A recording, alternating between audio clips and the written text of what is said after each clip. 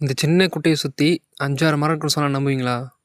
இந்த குட்டை எவ்வளோ சின்னதா இருக்கு பாருங்க. இத சுத்தி 5, 6 மரம் இருக்கு. நான் உங்ககிட்ட காட்டுறேன் பாருங்க.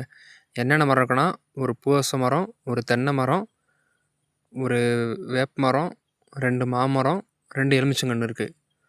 உங்ககிட்ட ஒண்ணொண்ணா காட்டுறேன் பாருங்க. இந்த ஏரியாவிலேயே சுத்தீரி மழை பெஞ்சா கூட ஒதுங்கறக்கு இருக்கிற ஒரே ஒரு இடம் எதுனா, இந்த சின்ன கொட்டாய் மட்டும் தான்.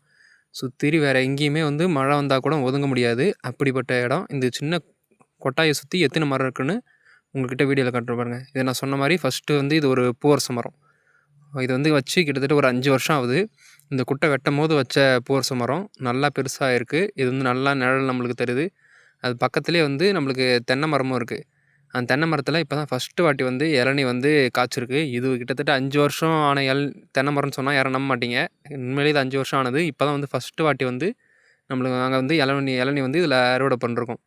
அடுத்து பார்த்தோன்னா, இது வந்து முதல் மாமரம் கன்னு. இது இப்ப தான் வந்து வச்சு ஒரு 2 வருஷம் ஆகுது இந்த மாமரக் கன்னு. இதில வந்து கொஞ்சம் நோய் தாக்குதல் இருக்கு. இருந்தாலும் வந்து இந்த இடத்துக்கு வந்து இது வந்து சர்வே ஆகுறதே பெரிய விஷயம். அப்புறம் இன்னொரு மாமரக் கன்னு வந்து நாங்க வைக்கவே இல்ல. அது வந்து தானாவே வந்து சாப்பிட்டுட்டு போட்ட அந்த விதையிலருந்து வளர்ந்த ஒரு மாமரக் கன்னு இன்னொன்னு இது பக்கத்திலேயே இருக்கு பாருங்க. இந்தா இருக்குல்ல. இந்த மாமரக் கன்னு வந்து நம்மளுக்கு கொட்டாயே ரொம்ப ஒட்டியே வந்து வளர்ந்துருக்கு. அப்புறம் அதே மாரி எலுமிச்சை ஊறுகாய் சாப்பிட்டு போட்ட அந்த விதையில வந்த 2 எலுமிச்சங்கன்னு. இது எலுமிச்சங்கன்னா இல்ல நார்த்தங்கா கன்னான்னு கரெக்ட்டா தெரியல. 2 எலுமிச்சங்கன்னு தான் நாங்க முடிவு பண்ணிருக்கோம். 2 எலுமிச்சங்கன்னு. பக்கத்திலேயே வந்து இன்னொரு வேப்பங்கன்னு இருக்கு. இத்தன மரம் வந்து இந்த சின்ன ஒரு குட்டைய சுத்தி இருக்கு.